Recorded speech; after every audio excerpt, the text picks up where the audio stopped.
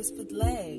And the topic of the day is, let's talk about the pros and cons of being an alpha woman, shall we?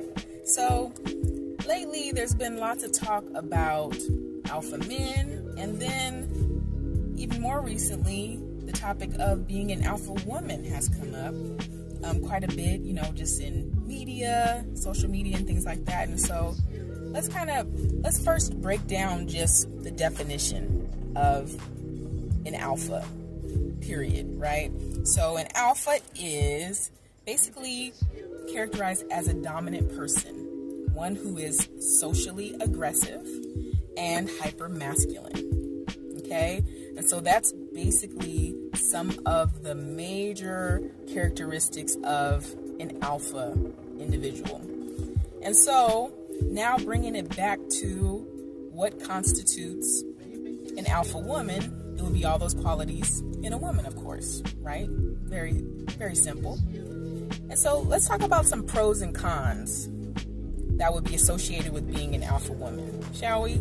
So some pros would be that your vulnerabilities are readily protected, starkly protected. So as an alpha woman, because you are aggressively acting socially, if you're socially aggressive, then that does provide a pretty strong protection for your vulnerability. So anything that may be a fear of yours, as far as weaknesses or things that you wish to protect, as far as things that you may not feel comfortable with one's seeing you vulnerable about, you can protect those things through that aggressive behavior. Okay, so that's one pro to being an alpha woman that I can ascertain. Another one is you'd be a master in assertiveness. So as an alpha woman, being an alpha in definition is to be assertive in a lot of different elements of your life. And so assertiveness sometimes is a challenge for some to be able to maintain. So assertiveness meaning to say that you are very straightforward in getting what you want, and you do it without a lot of vulnerability and getting your point straight across. And so that assertiveness in getting what you want, that can be another pro associated with being an alpha woman. But now let's break down the cons. So logically, as you are maintaining this socially aggressive behavior and kind of having some of the more masculine traits, then some of the cons would be that that's going to come with some burdens, some major burdens. So one of them being that you have the burden of full decision making.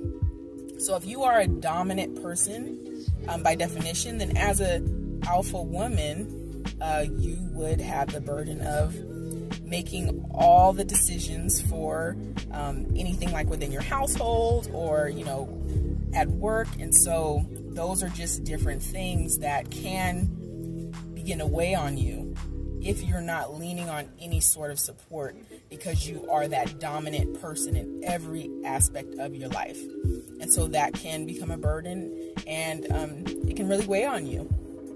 Also, I want to talk about another burden, which is the burden of leading with assertiveness. So obviously we talked about assertiveness, right? And that could be a positive element of being an alpha woman, depending on how you frame it, right? Because some struggle with assertiveness and need it in certain situations of their life.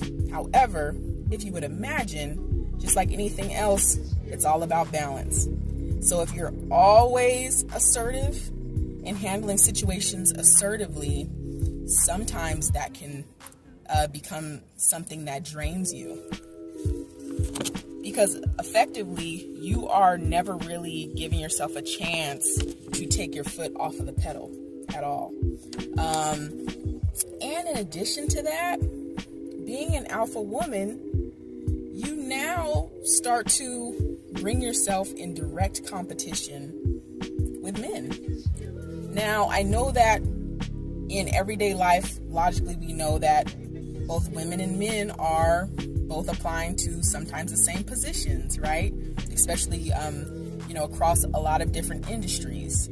However, when I'm talking about competition with men, I'm more speaking about that alpha arena, meaning to say that if in all of the elements of your life you are an alpha and you are socially aggressive and maintaining a masculine attitude in all elements of your life, that puts you in competition with men, because men by nature typically have the masculine traits.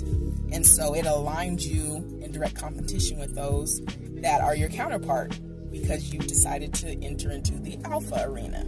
So that's what I'm meaning to say by in competition with men.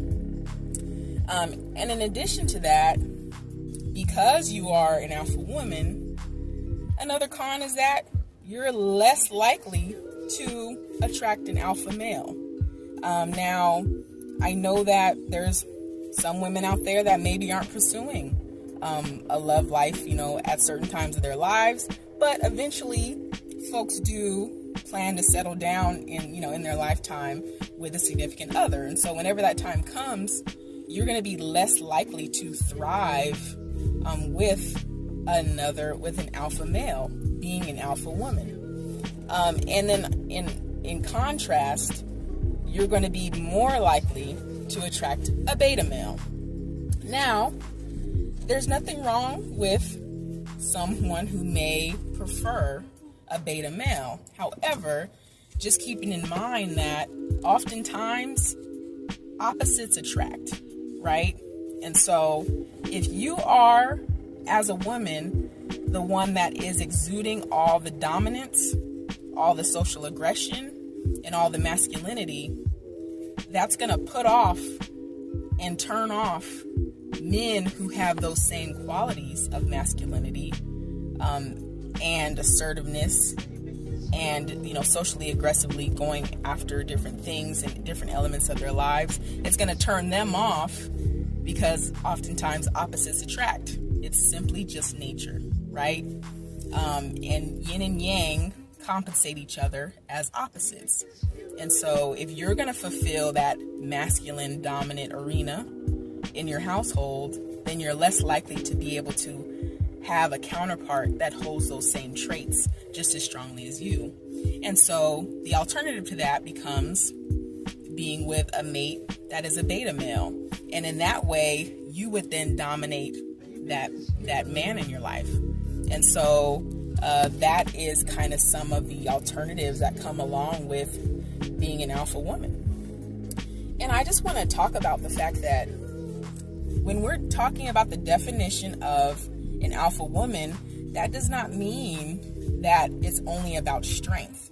It is possible to be a strong woman and strong-willed without necessarily being an alpha, because as we talked about within the definition, being an alpha is about how you are socially aggressive and masculine in your characteristics, while strength is directly connected with quite a few feminine characteristics as far as nurturing, being resilient. There are a lot of things that are in our feminine Mother Earth universal connection, as women, and the things that we go through that will make us strong and a beacon of strength and an anchor within our families as the matriarch, without necessarily needing to exude masculine traits. And so just want to point that out to you. And in addition to that, let me just bring it inward. So speaking about myself, in my experience, the men in my life, in all different arenas, in family, friends, and significant others, have all mentioned the fact that they're not quite attracted to masculine women. It's just not something that they seek or find themselves comfortable with picking in a mate. They are more interested in the woman being able to be a counterpart to them in different ways, but the aggression and the masculine characteristics is not something that they're quite attracted to.